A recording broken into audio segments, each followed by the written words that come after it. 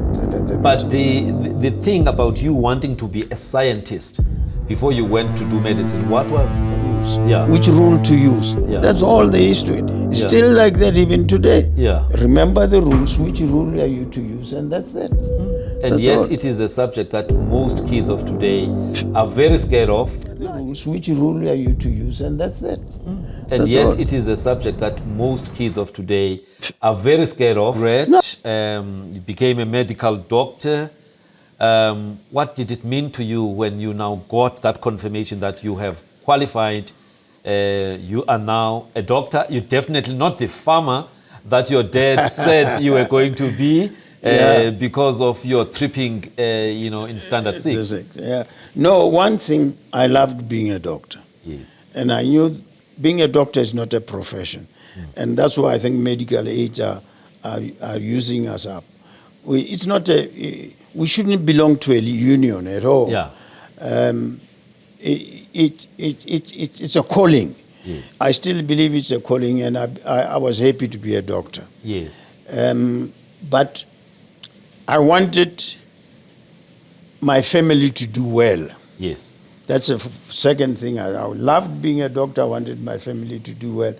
So when I did internship and I managed to go home, and my father asked me when I was an intern, what you are doing next year? I said, I'm going to work in Attridgeville. I'd already organized a place to stay and the rooms to practice, and I was going to work there. Just there, Prof. So you're telling me that after you qualified and you did your internship and you did your housemanship. I was doing internship. When you were doing internship, you were actually planning to be a GP. To be a GP. Yes, for 5 years. And you didn't just think about that. There were plans in place. That's right. You had identified the place being Attridgeville. Yes, right. And you had already got, premises offered to you by the person who was the leader of the township at the time. That's right. And then what happened, Prof? Then the night before I went back to Durban, we had dinner with my father, with the family, whole family. Then we talked about other things, and always before we went to sleep at night, one of us would pray and we go to sleep. And before that, he asked me, what are you doing next year? Yeah. That would mean in 1963, what am I doing next? I said, I'll be practicing in Attridgeville, Pretoria. And he said, is there a medical school for black people in Attridgeville? I said, no. You see? Yeah. Then the prayer time came. It was the longest I've ever had him give. But the core of it was praying for me, praying for God to correct me because I was satanic. All I think of life is money. And I don't think of things of value of the world and so on.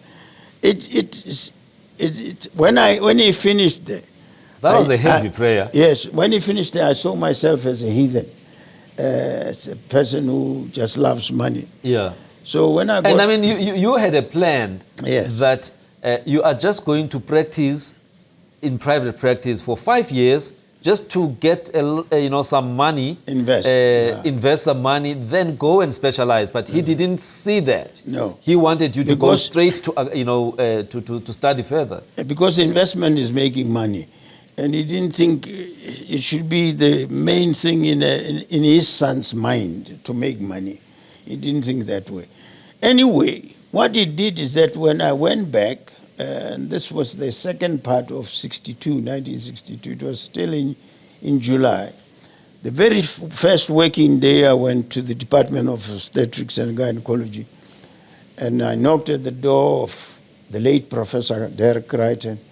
And he says, what can I do for you, with his blue eyes, almost threatening.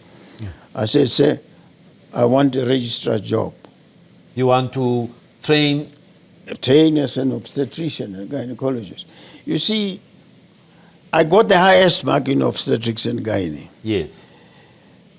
That is in your final exam. Yes, the second was surgery. I mean, we were writing 3 major subjects. You see, pediatrics was part of medicine then.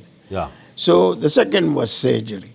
There were good passes, both of them. Yeah. But I did well. In fact, I think they should have given me a distinction in obstetrics and gynae, but they didn't. And so you went to this guy's office to say, I want to specialize in ONG, and I'm looking for a registrar post. That's right.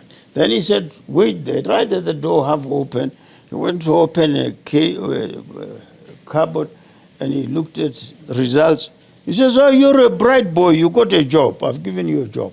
So he wrote the name Easy down. like that? Yeah, easy like that. So come 63, I started working in ONG. Yes. As a senior house surgeon, then I became a registrar. And the rest is history now. At that time, in South Africa, was there a black, and I'm saying black in the broader sense, was there any black gynecologist, whether it's African or Indian or colored at the time? Yeah, there was Ephraim Thibedi, but he had trained in Britain. Okay. He was a very known. He had just qualified when I started. Qualified in Ireland, I think he did.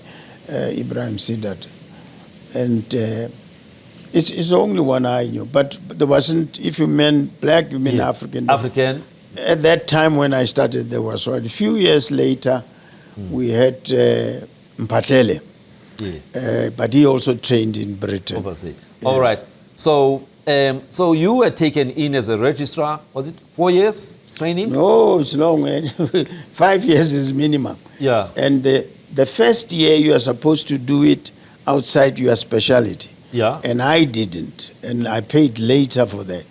And 1 year outside your specialty and 5 years then. It's become shorter now, but it was long to do. So it was almost 6 years. It was 6 years after almost. You've had your 6-year undergrad plus internship. Right. So I went straight.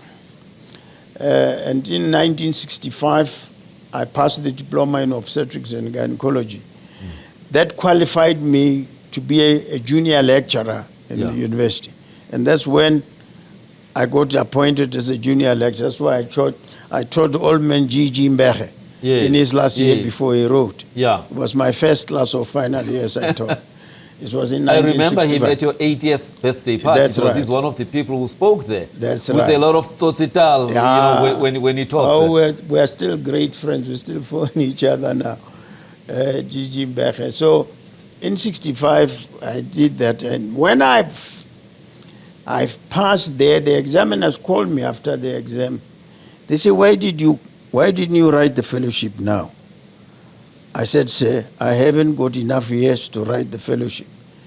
You see, they thought my knowledge then was superior to somebody who just doing diploma in obstetrics and gynecology. But it encouraged me even more because I knew, you see, those fellows came from obstetrics and gynecology in South Africa. So you get known. There's this hot one day. Yes. And we get known. I mean, there was in Pretoria, Willie van Niekerk, there was me in Durban, there was Sonnendegger in he was also in Pretoria, though he then went to Wits. So the university, we used to know each other, saying, so it's the same, so I was the fellow from Durban. Yeah. And we're the same era. This reminds me, Sonnendegger has just passed away. Oh. Yeah. So but Willie passed away sometime. Willie van Niekerk, he actually became a minister of health during the old government for a while. Yeah. But he was a brilliant postgraduate fellow. That. So you then, proceeded beyond your diploma in ONG and then obtained your fellowship. When did you obtain your fellowship? In May. That is now the real, specialist qualification. May 1967. Yeah. So were you writing as a fellow within the South African environment or UK or both? No, I did the South African. South African one. So you were admitted into the fellow of the College of ONG specialists. Yeah, then it was, the college was one. See, now they've made it several colleges. Yes. It was a fellow of the College of Obstetrics and Gynaecology. It was a college. Yes. Obstetrics and in the fellowship. Yes. But now is a fellow of Fellowship of Obstetrics and Gynaecology. Okay. They've changed them a bit. And my understanding, Prof, you'll correct me if I'm wrong, you were the first black African and you were the first black fellow. To be a fellow of ONG yes, in this country. in South Africa. Yes. Now that's big, Prof. Well, what did it mean to you to achieve that feat? Well, I really have never looked back at it, because just one of your achievements. Then I was ambitious. Yes. You see, I wanted to go up the academic ladder in obstetrics. Now I was no more, my father had killed all the ideas of making money. Yeah, I wanted to. Yeah, I thought I owed him that. Yeah. I owed him that, so I was looking forward to going up the ladder, which Derek Crichton gave me. I mean, soon after passing the fellowship, I became senior lecturer. Yeah. And when he was removed, I was a senior lecturer, and then I became deputy head of the department later. Now, so you got your fellowship in May 1967. Yes. Right? And this is just about 4 months before I was born. I was born in September 1967. So when I was born, you were already a fully fledged gynecologist. Yes. All right? But you then, as a senior lecturer within the ONG department, and you now became a deputy, you didn't end there. You continued studying, Prof. Yes. Studying towards a doctoral degree, at the University of Natal, a PhD. Yes. All right. Just tell us, what was the motivation there? Is it still to go up the ladder within the academic sector? You see, what happened is that, you got to look how the ladder was. You see, you qualified, then you must get positions in the institution. Yeah. To be able to be influential in what you are doing. So when in 1970, I became senior specialist. Yes. In fact, before then, as soon as I got the diploma, Derek Crichton made me in charge of staff. Yeah. And in 1967, he made me in charge of the obstetric. And the obstetrics was the largest in the Southern Hemisphere, just the obstetrics. And he wanted me to be in charge there. That gave you a lot of responsibility. It really did. Yeah. But to hold this position that you are senior choose, you must have letters to beg it. Yes. So I was doing some research at the time, and as you will see later there, I did some research even at that time. Yes.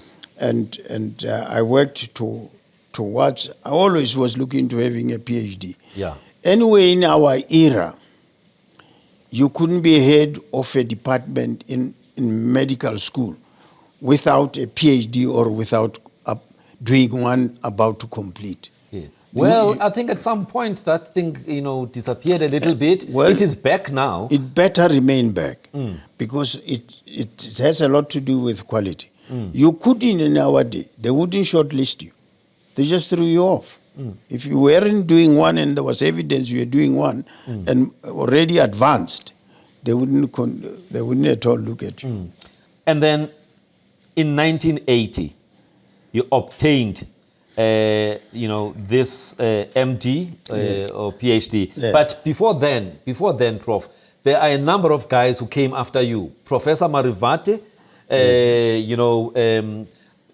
Dr. Pitswe, Dr. Shweni, and many other contemporaries. Can you just talk to us? Because it sounds like during that time, in the 70s,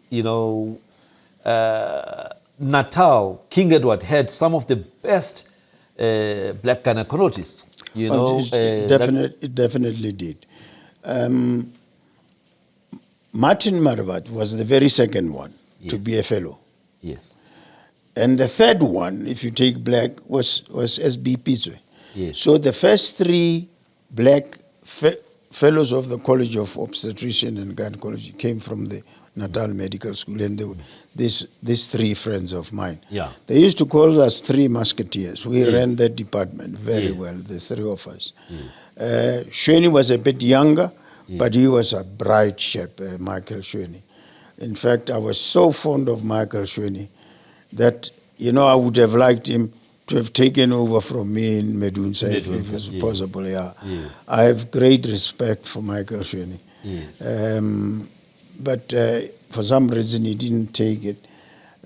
But doesn't lower my respect for him. He had very many great qualities. And a great fellow you could trust. As students who came in the 80s, exposed to all of these legends, you know, Prof Marivate, who had his interest very much around twins. You know, twin pregnancies. Yeah, he was. You know, he was the most advanced fellow in that thing. Yes, and Dr. Pitso, now I can't remember what his area of interest. Dr. Pitso was in bleedings. Yes. In obstetrics and gynecology. Yes.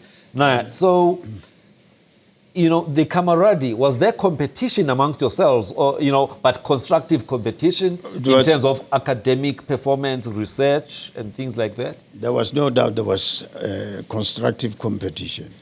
We were always like this. We were about the same age, so we competed quite a lot. And I think this is what built us. I mean, each one wanted to better the other one. Yes.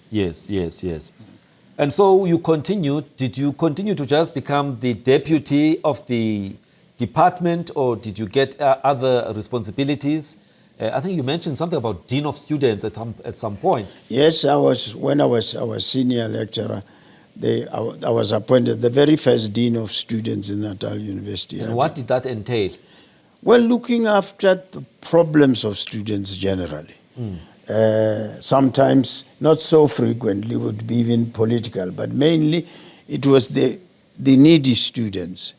Many of them would come. You remember they stayed out at Allen Taylor, and you needed to have money in the pocket. And I became very quickly, I knew what places to touch. Anglo-American was one of them, the Round Table. I used to phone these people and I used to beg and I used to get money. To support these students. Yeah, I became very good at it and I could get money out of them. When I was free, I'd spend time looking at philanthropic organizations and get used to them, tell them who I am, what I do need from time to time. And people responded very well. So a number of doctors today, even older doctors, actually, you know, were beneficiaries of your efforts. Oh, they were. Some of them still remember how they tell me how they used to lie. They don't even have a cent when they had cent, and I would always make sure they got some money somehow. And that used to happen, you know. It's unbelievable how South Africans are philanthropic. If you really get to them and you give them the problem, South Africans are very philanthropic. They'll give you the money. There came a time, and I want you to help me here, where there was a grand scheme then, and please correct me if I'm wrong, on making Natal Medical School to be a white medical school, Durban Westville to be an Indian medical school, Western Cape to become a colored medical school, and then Medunsa would be for Africans. Am I right about that? It's at the birth of Medunsa. When they thought of Medunsa, these things all came up. But they were viciously opposed. They were viciously opposed. When I took to go to Medunsa, the idea of Natal going to be close to others was off the records. Because there was a long strike of many months by students opposing that. That's right. It was off the what you call. But they really had planned it. It wasn't a joke. That was planned, but it didn't really take place. And when I left, they had agreed that they will not stop taking black people in Natal. Yeah. And that was agreed upon. That was one of the features that people fought me about. But they'd agreed by the time I left. Well, I'm told that the whole idea came from the constituency of the National Party then, or DP, I don't know what it was, who were saying of the 4 provinces then, Natal was the only province that did not have a medical school for white students. Yes. Because there were medical schools in the Cape, Yes. 2 in Cape Town. There were medical schools in Transvaal, of which Pretoria, Wits, and then in the Free State you had UOFS. But Natal, there was nothing. And so the constituency in Natal were saying, why do we have to send our kids to other provinces for them to study to be doctors? Yes, definitely was. I mean, one of the weakest things about South Africa is the color thinking that we have and this type of thing. It's surprising that thing failed, because it really was, the Natal voice was very, very strong then, that it should become a white medical school. Yes. All right. So at what point then did you start to entertain a possibility of leaving Natal and show an interest in taking up the principalship or vice chancellorship of Medunsa at that time of a lot of debates and everything around this grand scheme and everything? You see, it goes to the true history of how Medunsa started. Yes, I would love to know that. It wasn't basically the Afrikaner government that started it. Yes. Okay, Leading educationists, Professor Klingo, the late Professor Klingo was one of them, who were in advisory committee to Bantu education, had met. Yes. And they were aware that less than 20 black doctors were produced a year. Yes, from Natal. From the whole country, the whole total. Yeah. You see, what happened in Natal, let me give you Natal's background. Yeah. When it started, as I tell you, it was a medical school for natives. When it started, classes were about 5 non-Africans. Yes. Right? Yes. So it was in my class. The class where Marivati was, which was 2 classes behind me, they were already 50-50. Yes. That's 50 Africans and 50 non-Africans. Yes, that is Indian and colored. Yes. Thereafter, there were less and less Africans. Yes. And this group is all men who taught me a lot. This great African education is that politicians have never respected. Yeah. They were great people. They realized, they saw this happen, and they realized they would never meet the doctor needs in the country. Yes. They then went to Natal University and saw, it wasn't E.C. Gordon, it's this fellow who followed E.C. Gordon. I'll remember him. Why do I forget John's surname? Yeah. He was the dean. Yes. These fellows had traveled all the way from the Transvaal. And they got to the medical school. This fellow gave them 5 minutes. They had come to us, can't you increase the quota of intake of a school that was primarily built for us, they said. Yeah. And this fellow said, you can't teach a graduate from Bantu education medicine. This is years later. That stage, I mean, we're talking about.